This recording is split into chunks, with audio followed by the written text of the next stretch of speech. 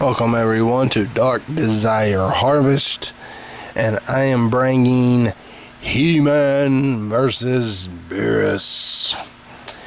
And this is them a verse, and I don't know of any it's been done like this, and I'm going to bring some evidence of who would win, or is it going to come down to a stalemate? I really don't know, and this was a really difficult to put together, and mind boggling and stuff. Alright, here you got He-Man, who is able to react against a clone Superman extremely quickly at point blank range, him shooting his heat vision and blocking it with his sword.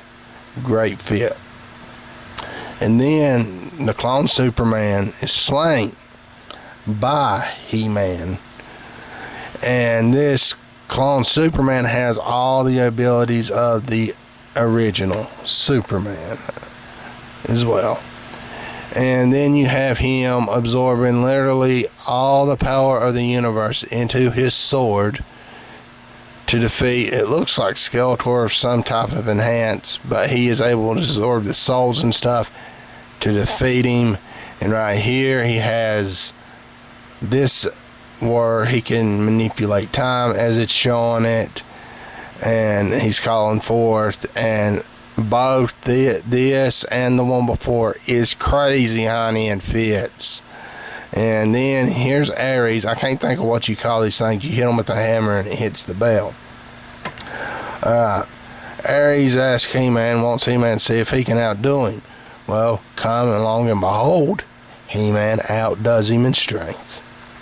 And right here, this gem, he throws this gem 80,000 miles per hour, as it says, and it goes 700 miles and hits into the exact spot it's supposed to.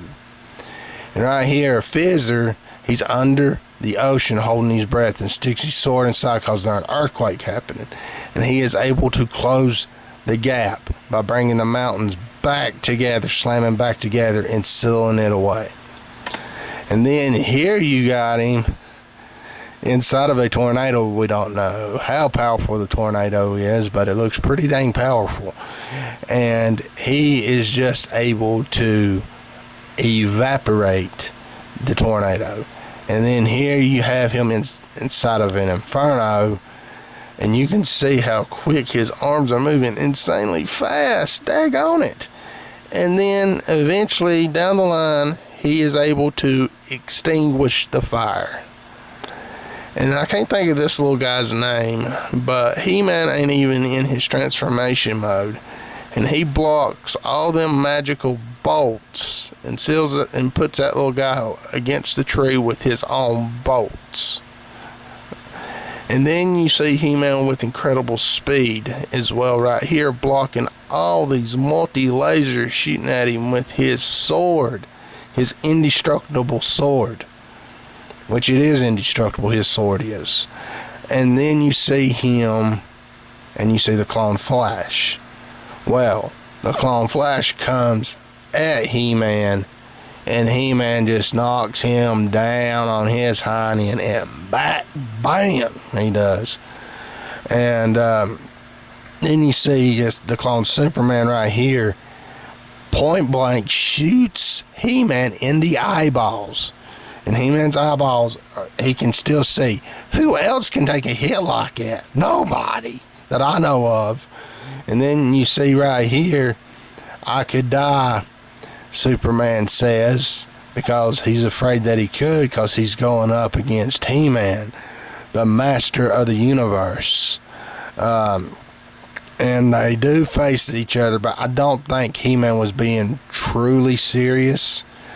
Even though he grabs Superman by the cape and slams him to the ground, I don't think He-Man was truly serious of the fight because of how the comic went. And they fall, and you can see when Superman was mind controlled, and Superman wasn't holding back. He uppercuts He-Man, and He-Man don't got a scratch on him. Why? Is because his skin is indestructible, and you can look that up. It is a fact. And now Lord Beerus. You see Lord Beerus at the bottom. he's getting ready to shoot an energy beam because, you know, even though they fixed him this, he just still feels like destroying their planet. And you know what? He does. And you know, they was on the planet, him and Weiss, when it blew up. That's showing a great amount of durability. Neither one of them has a scratch on them either. And then you see him first meeting Goku. And Goku turns Super Saiyan. He makes Goku look like a joke. His Super Saiyan form look like a joke. Dodging and disappearing very easy. And then he goes Super Saiyan 2. Goku does. Same thing happens again. They really are no difference in between how Beerus does him with Super Saiyan 2 to Super Saiyan. And then he goes Super Saiyan 3, and Beerus says he's about impressed. And he even makes, after this, he is ready for Goku. He already knows he's going to beat the snot out of him, but he goes Super Saiyan 3. Goku misses, making Super Saiyan 3 look like an absolute joke. And Goku is able to blow a hole in the bottom of the planet, but Beerus would be able to destroy the whole thing with his fist. But then, you know, he comes behind Goku. Wait, no, he flicks. This is when he flicks Goku, knocks Goku back. I mean, literally knocks his honey back, about knocks him out, just with flicking him. And Goku does get up, but he just doesn't jump right up. He takes him a while to get up. You know, it really does. And he makes it to his feet, still ready to fight. But Beerus decides to end the little game. He's had enough. And he comes behind Goku. And just with a tap chop, not a hard chop, just a tap of a chop, knocks Goku unconscious. And then he comes to Earth, easily dispatches of Gohan and Boo just by a force from his hand, just like saying he just pushes his hand forward and makes a power burst of wind happen and takes him down. And then Tanks comes at him, and he just grabs Tanks by the arm. You know, he already seen him coming, and grabs him by his wrist or his forearm, and then just bloop, bloop, bloop, right into the Tanks goes. He was no chance whatsoever, even in fused form. He was a joke to Beerus. Piccolo wanted to come at him also, but then it shows right here, Vegeta stops, Piccolo, and this lets it be known that even Saiyans feared him because where he was so powerful. But when he smacked Bulma, that went away from Vegeta, and Vegeta went nuts. His power exceeded Super Saiyan 3. He got so angry, and he came at Beerus. I mean, he literally did. He was going out, and remember, he has passed Super Saiyan 3. He has surpassed it. He may not have the long hair, but Super Saiyan 2 went past Super Saiyan 3. And he's hitting Beerus blocking. He's able to get Beerus off the boat. But Beerus is not scratched, not harmed. Beerus is just letting this happen. He's just letting him do it, really. And because he sees every move. And then he does a final flash, because I'm pretty sure that's what it is. And you can see an explosion in the orbit. An orbit right there of Earth. And come to find out, Beerus was just kidding with Vegeta and is unharmed and ready to finish Vegeta off. Goku appears, and he says, you again, and stuff like that. Now, right here, Zamasu figures out in Universe 7, because of what happened in Trunks' timeline, figures out that Zamasu He's going to do the same thing, you know, to kill all the mortals. But Beerus stops him, grabs him by the arm, stops him, and totally disintegrates him, turning him to ash. A very impressive feat. All Beerus's things are so far, even if I ain't saying, and they are more Beerus stuff. And then you see a mastered Super Saiyan Blue Vegeta hit Beerus, and it doesn't really phase him. Just moves his cheek and his head a little bit, and then he grabs Vegeta's arm, and you can see the look on Vegeta's face. He's terrified. And then Whis can't find his staff to stop it, and boom, there it went. An angry Beerus just unleashed his either a blast, I don't know if it was a blast or it was just an impact physical attack. And you see Vegeta on the ground. He was in Super Saiyan Blue. He mastered it, and he's unconscious or almost unconscious. And Beerus says it'll be 1,000,000 years before you can be a rival to me, you know. And then right here you see all the gods of destruction coming against him. Why? Because they have a grudge because of hide and seek that Xeno wanted to see. But Beerus ended up falling asleep for 50 years. That's why they're coming at him. And Beerus' ultra instinct kicks in. He may not have mastered it, but he's pretty close to mastering it because he's dodging these other gods of destruction, which are really powerful, and he's able to dodge them.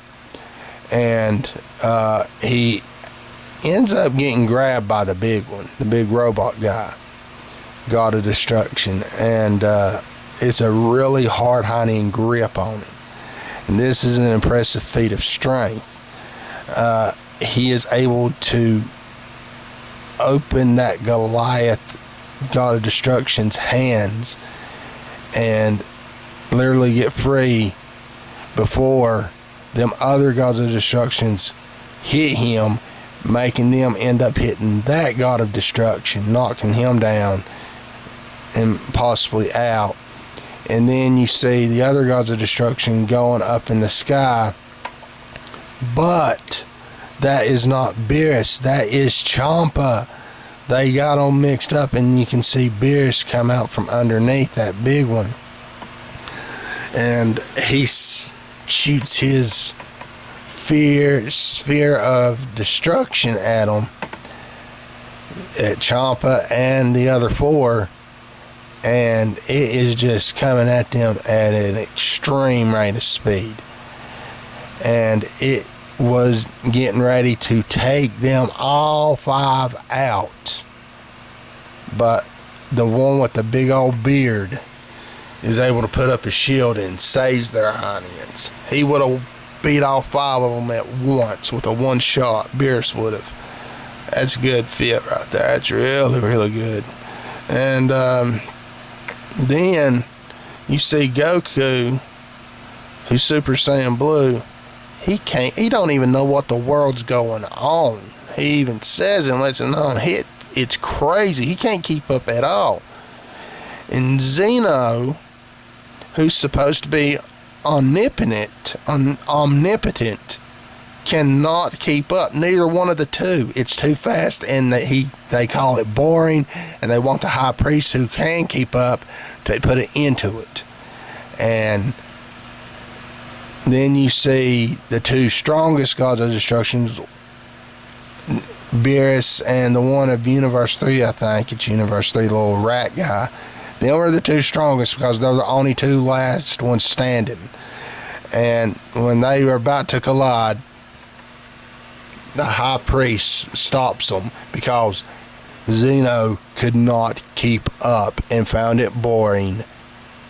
So that means Xeno is not all powerful like they portray it, because if he was, he'd been able to keep up with the gods of destruction and wouldn't want to end to the match, but he couldn't keep up with his eyes. Now, to come down to who would win.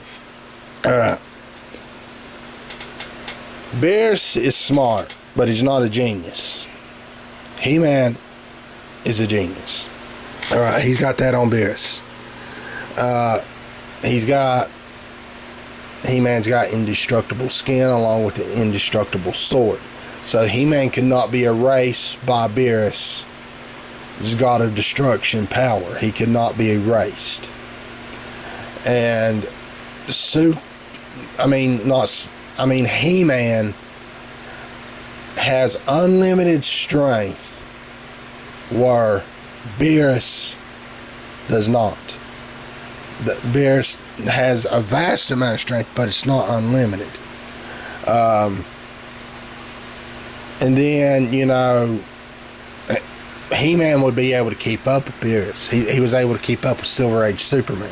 So he'd have no problem keeping up with Beerus. So when it comes down to it, as good as Lord Beerus is, the victor would be He-Man. And I know there'll be people saying, oh, you're wrong. It's Lord Beerus. He'd destroy He-Man. No, he wouldn't. He-Man harnesses all the power of the universe of Eternia that came from Castle Grayskull. He harnesses all that. And the thing is, that's a level that Beerus could not begin to almost not fathom. I think it would be a good fight, but it would just be a matter of time because it would just be hand-to-hand combat, nothing else, because his energy attacks would do nothing to He-Man. It'd be hand-to-hand combat, and it would be good. It would last for maybe a little while, but in the end, He-Man would win. That's the bottom line. I don't care what you say, you Dragon Ball fans, you can dislike it. I don't care. But He-Man wins. That's the stinking truth. The evidence shows it.